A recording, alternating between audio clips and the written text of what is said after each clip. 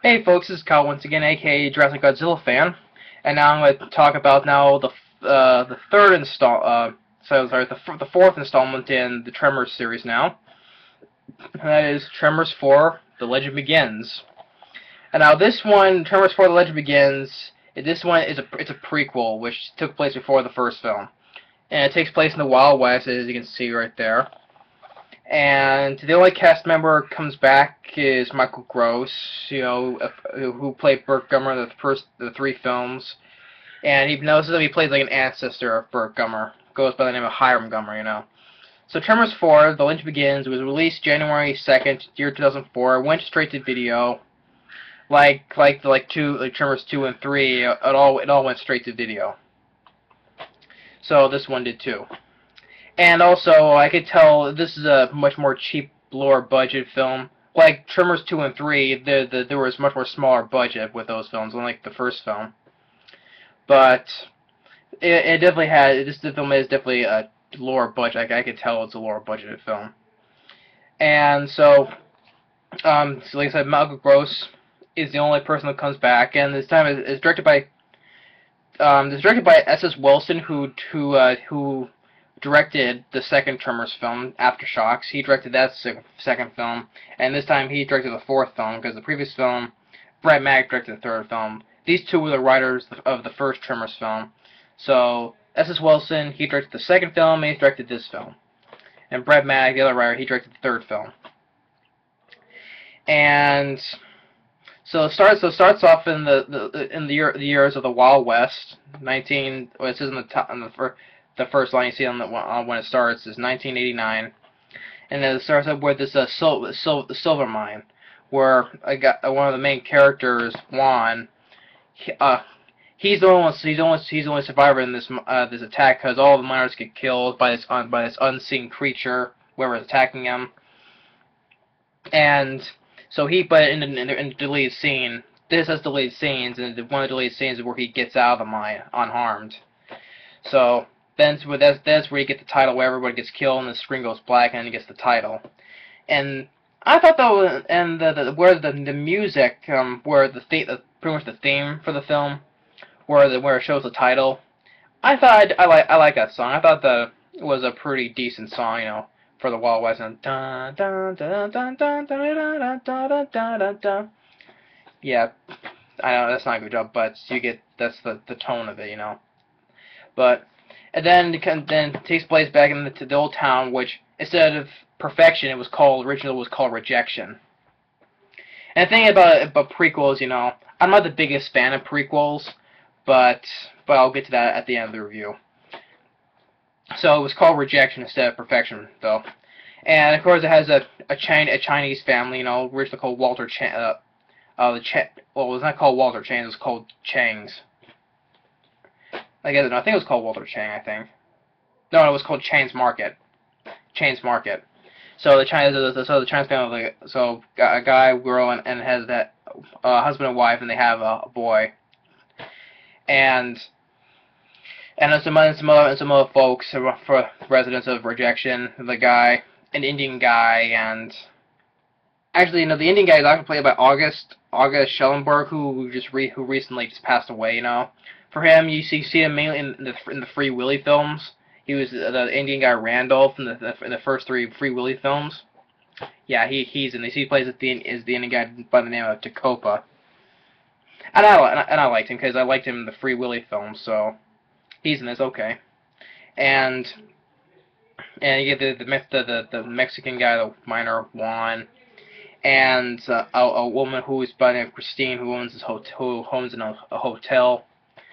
And of course, one of that I thought was like kind of okay, where there's an old guy by the name of Old Fred, like in the first film, Old Fred, the guy who was gonna kill him and his herd of sheep. Yeah, there was a guy named Old Fred in this film, and then the Chinese family there, and so they get a telegram that the owner of the mine is coming all the way from Philadelphia to investigate. And when he finally does, he's all this baggage, so he's by the name of Hiram Gummer, who is like I said, the ancestor of Burt Gummer. He's a rich guy who owns the mine. He doesn't know anything about weapons, So he was his regular rich guy, and he was like sort of like a boss. And he was like, come, I need assistance with my kit baggage, and and with and when it's like when the Chinese woman, he tells like this fortune thing, says the upcoming of a great conqueror. She says great conqueror because he sees that he sees like a pile of horse poop. He's like sees that and just steps over it. And yeah, it is cheap. It was the budget was cheap, looking like how the hotel and the store was, because they pretty much didn't have walls, it's like a covered over this big plastic thing, big plastic cover up. So they didn't have real walls. So wow, that was cheap for the budget. But yeah, but that didn't bother me though. But I did. At least it was cheap enough to make it look like a Wild West town though. So they asked that if there was any miners left who wants to willing to investigate with him. So he said he'll go up there and investigate. And the next day he wants to Senor Gummy, your horse is ready. He's riding a bicycle. And he says, well, the trail's really rocky. No, he says, no, this is the what was it, the cross country kind. But then it's just a couple of feet he's riding his bicycle, the chain breaks off. He's like, deplorable road conditions. And Michael goes, he just says a few funny lines though, like that line, deplorable road conditions. He blames on the road for breaking his bike. And so they go there. There's like four other people who are willing to investigate with them. So they all go into the mine. They see like a couple of in the dirt. They see like a remains of like a leg. It's all a bone of a foot. And they find like a bloody rib cage, and where one's like, oh, that was their foreman. And he picks up his hat that he dropped there. It has like a piece of skin. He's like, just tries to peel up, but it's like, but it's soil, so he just throws it down. And that was one of those. It was a funny thing though. That well, I don't think it. To me, I don't think it was funny because this character Juan, he always has a habit of losing his hat. He loses that hat, and he's like another hat later on. Like, wow, this guy always has a habit of losing his hat a lot. So they think they declare the mine that it's safe, so they're gonna camp out. And it's like when Bird's like, we can't camp out here. He says, I need trees, so to hang up a hammock, But then they hear a noise, and it kills one of them because he's playing an accordion, And one by one, two more get killed, and it's like one of the this is a prequel. How to explain, with the prequel, like in Tremors 3, they have where the Aspas are carrying an egg, so you will know how the graboids were when they were like babies. I guess they want to explain that. So, but to me, it's a prequel, so yeah, we'd expect they're gonna explain sort of like the origin, how they were, So they're the babies that instead of just popping on the ground, they just fly out of the ground. And one thing with the flying, I could tell that's like digital affected when they fly out of the ground. But when they're not, there were some modeled effects, practical effects though. But when they're flying out of the ground, that's digital. That's CGI right there. And to me, that the CGI did not look good when they're flying out of the ground. So the worker step of 1 kills one with a pickaxe, but when you see when you kill that one with a pickaxe, that's practical effects. Okay. And there they found out that I said once that I smelled it. He smelled the same dreadful odor in the mine, and that was them that killed the miners. Like, wow, we already knew that game from the start of the film, but it's a prequel. What can you do?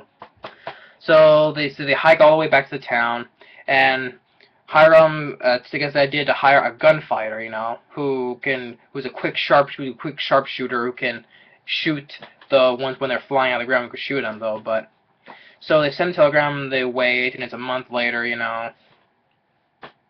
and when they're talking when it's raining outside, and then it comes in the gunfire played by Billy Drago, and Billy Drago, which is right there, you see.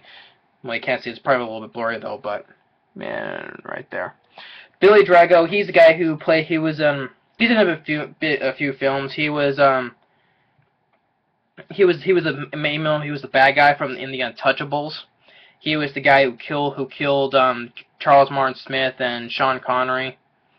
And he was also the one where same guy who Kevin Costner throws off the building when he said you should have heard him squeal like a pig, and Kevin Costner said, "Did he sound like this?" and he throws him off the building into a car.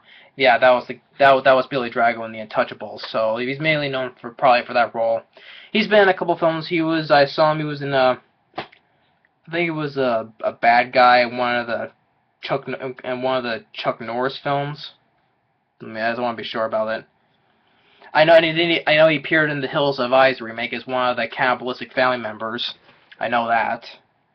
But I know he appeared in one or two Chuck Norris films, I think. I think it was yeah, he was in the Chuck Norris film The Hero and the Terror, and he was also in the bad guy in Delta Force 2. Yeah, that was it. And he did appear in an episode of The X-Files. And then he appeared in this film in the Hills of Eyes remake.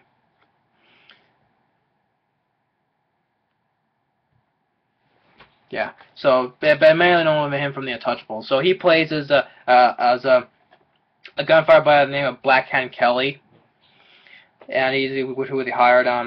So what they do, I thought it was pretty a funny thing where he tells the boy to throw him an apple, and the other people thinks he's gonna shoot as he throws at him. He's like, "What?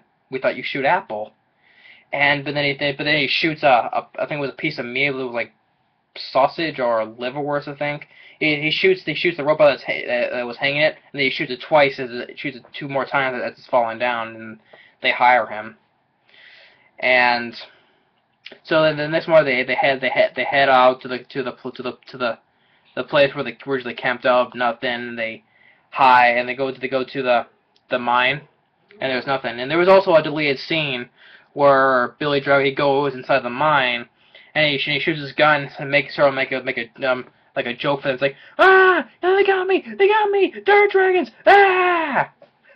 He's like, I'm just fooling with you. I thought that was pretty funny. So Billy Drago, he had a couple of funny things a couple of things to say, funny lines. Oh, yeah. By the way, yeah. But as we mentioned, they don't call them graboids, they call them dirt dragons, because mentioned later they fly out of the ground like dragons. That's why they call them dirt dragons. Graboids is a much more better name than dirt dragons, to me. So, but then they find they find the eggs where by this little creek, where the hot water they piped away for the mine. And the warm water hatched them, and so that's how they became. And they find a couple pieces of their skin, like the shed of their skin, and then they find a wagon, which is old Fred. And pretty much like the first film, except where one thing he sees his hat, the guy's hat. You think that you find his head underneath the hat, but it didn't. But instead his old Fred's head is inside the wagon where the wind blows the piece of cloth, and it's right there. It zooms in. Yeah, so pretty much they did the same thing for the first film. I didn't, that's like, the first one was much more better, but yeah, since it's the same, they pretty much use the same name. They'll probably do pretty much the same thing they did to the character of the first film, which I didn't think it was like, same character, pretty much the same death. But you don't see him get killed, you just find his head. So they go to this other, so they're going to make a camp. They're going to go to this place what's called the muling station. So as they're sleeping, but also one thing, well, when they're sleeping, then you see the tentacles pop up. You know, and I said, was that them? No, they're snakes now, but when but when they try to send a telegraph, you know, they don't know the clicking code, so just randomly tapping. When he says, must you tap so loudly? Then that's when the big grab boy pops up. Pardon me. And it's like, he's like, what are we up against, you know? And he's like, and I guess there's also another thing with Billy Drago with Black Eyed Cow. He's like the guy who sort of inspires, who inspires Hiram Gummerich, you know, to get his addiction to guns. You know, tells him, he has like always be prepared. That's what Bergman always said in the other films. So I guess that's what Billy Drago's character is. So the guy also who inspires Hiram to get into guns. You know, so. And then also he's showing him how to use a regular revolver, a Colt revolver.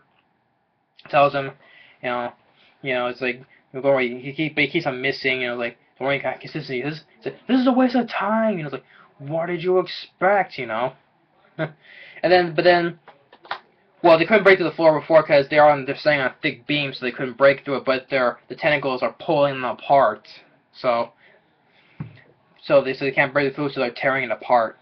It's like, how can it, So, but then they wait till the next morning, and then that's when then the grab boy kills Billy Drago, which I like Billy Drago, but I guess this is me saying, well, since no one else got killed, everyone else got killed by the smaller baby, so we're going to wait for another character wait for another kill to get killed by the bigger grab boy, So yeah, so they pretty much made him another victim just to get killed by the grab boy. But I like Billy Drago, but he dies, so yeah. But I liked him. And so, but then they get out of there and they get back to town that Hiram tells them we should just leave, forget about the mine, they might eventually come through here, but they won't leave, so he pretty much leaves first. But then later on, he pretty much changed his mind. He goes to the gun store back in Carson City. He comes back with a whole bunch of weapons, including this big, huge punt gun that they said, because he sold his gold watch. This is so they get prepared, loading up, and they think they were not going to show up, but then they do show up, and then Hiram shoots the punt gun to kills one, puts a big old hole in the grab boy and kills it. Okay. And then so the creature, the effects for the graboids, most of the time it's practical, so they still look pretty good. But at times there was a little bit usage of CGI for the graboids. But that didn't bother me. But most of the time they're practical, which is good. So I like the special. Still, the effects of the graboids, I would say, will be on par for at least with the first three films. Not as close as Tremors, the first Tremors film, but at least on par with Tremors 2 and a little bit on par with Tremors 3. Because I said, up until for Tremors 3, there was a little bit usage of CGI for the grab boy, so they did the same thing here. So, but most of the time it's practical graboids. And they try a little bit the second time to get killed the second one, but it takes the punt gun and drags it out of the ground. And the guy won. He runs up a telephone pole, and then the grab boy just tries to suck the telephone pole all the way down. Okay, something that you probably know was seen before. They try to set it sucks down, because on the features they said they wanted to do an effect where a guy's on a telephone pole and the grab boy is pulling it down. They said that in the features, but okay. And then August Schellenberg as the Indian guy Tacopa, he takes like a big saw. He puts in this hole because earlier he said they're gonna put a flag here if they do get the country gets a flag name, But he says we will one day. So he puts that saw in that hole, and he's hitting it, telling him to make a noise, and sorry, I just see a glare over here. This is the glare. Sorry about that. And so he's ringing to make a noise, and then the grabber just rams right into the saw. Now, I wouldn't think that would be possible. I don't think that would be possible. How like a grabber would just runs through a saw and gets cut in half like that. I wouldn't know, cause well, underground you don't see it get cut in half, but okay. But then when it's dead, it starts leaking blood on top of the dirt, you know. So okay, you know, this is no way to kill a graboid. Just have it run through a saw, which I don't think would be possible. How it could get cut in half like that, but okay. I was like, okay, you know, got cut in half by a saw, okay. But without the punk gun, they think that they've lost the fight. But they think about you making an explosive, you know, like a homemade explosive. Like they put a lot of idea with where they want to make an explosive to blow it up, but then they abandon the idea to do another thing about how to kill the graboid. You know, so like well, it destroys the market store because it doesn't have any because they don't have any walls, so it just brings the whole thing down except for the front. The front of the store is still standing. Then but when it attacks the girl, the owner of the hotel, and the boy and his mom, they're on top of the wagon, and the other guys like they abandon the idea, so they'll get this. They have this like this it's like a steam train, I think. I think it was like a steam train. So they hook this thing up to it, and to get a hook, and Harlan runs out and hooks it onto the tail of the graboid, and the Chinese guy he pulls you know, to get the engine started, and it tries to pull, and there's a big wheel that hook that reels the graboid in, and it slams right into the steam train, and just pretty much like it doesn't blow up, it just slams right into it, and just pretty much like explodes into pieces. But it's pretty much its gut pieces just explodes everywhere, you know. So okay, they still it's a good. I still think it's a good a graboid being destroyed, you know, guts exploding everywhere effect. Okay. So in the end, where they vow not to tell nobody about them, was where it gets out, no one will be able to live here, and if they know about it, they exist, you know. So then that's when they repaying from rejection to perfection. I didn't really care about the how it got its name, how perfection got its name. I didn't really care about that. Well, to me, it was not that big of a deal, you know. So okay, it was called rejection, but it's called perfection. Okay, I didn't really care about that. And then that's when at the end, where just Hiram just shooting his guns, trying to get target practice. And then when he shoots his big Gatling gun, that's like he's like laughing, ha ha ha ha ha. That's how he's getting to his obsession for guns, and then it ends. So Tremors 4, I would say, you know, it is it like its fourth installment? It was said it would premiere on Sci-Fi on January 2nd. That's how it was released. Went straight to video after that, and then, but it did get pretty much a positive reception. The reception it did get, it was positive. It said that it was probably.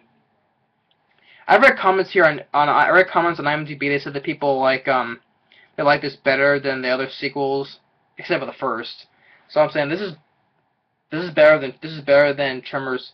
I would say it would be pretty much the same as Tremors 3, but when they say that people they like this more than this Tremors 2, Tremors 2 is much better than this film. I would say right now that Tremors 2 is much more better than Tremors 4. I do like Tremors 3, but I said I like it a little bit less. And Tremors 4 is pretty much the same.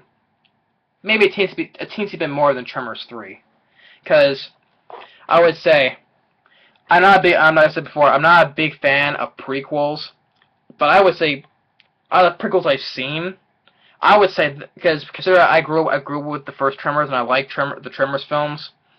I would say this film is much better than the Thing prequel.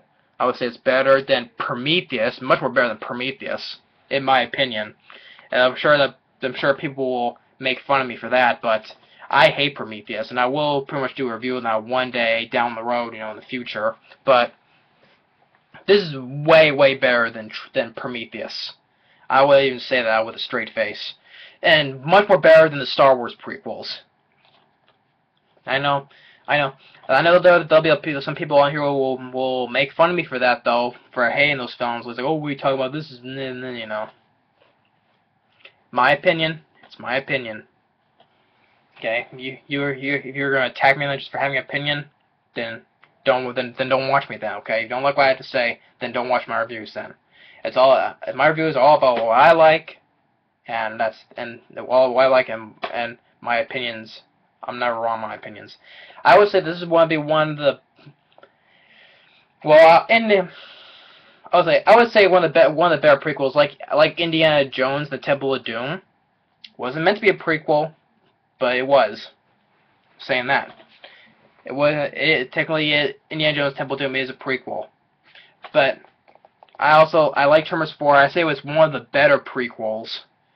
Like I said, better than the Thing prequel, better than Prometheus, better than the Star Wars prequels. Those will make me mad more than anything with those prequels. But because sometimes I imagine with the prequels, I just imagine any of the human characters in those films. I just imagine them getting swallowed by one of these things. Yeah, by one of the graboids.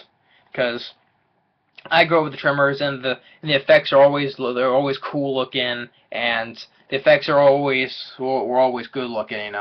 Some of them were CGI'd, modified, but most of the time they're practical models. That's why I would say some of the effects in there are better than some of the prequels we have today, like Prometheus, the Star Wars prequels, and the Thing prequel.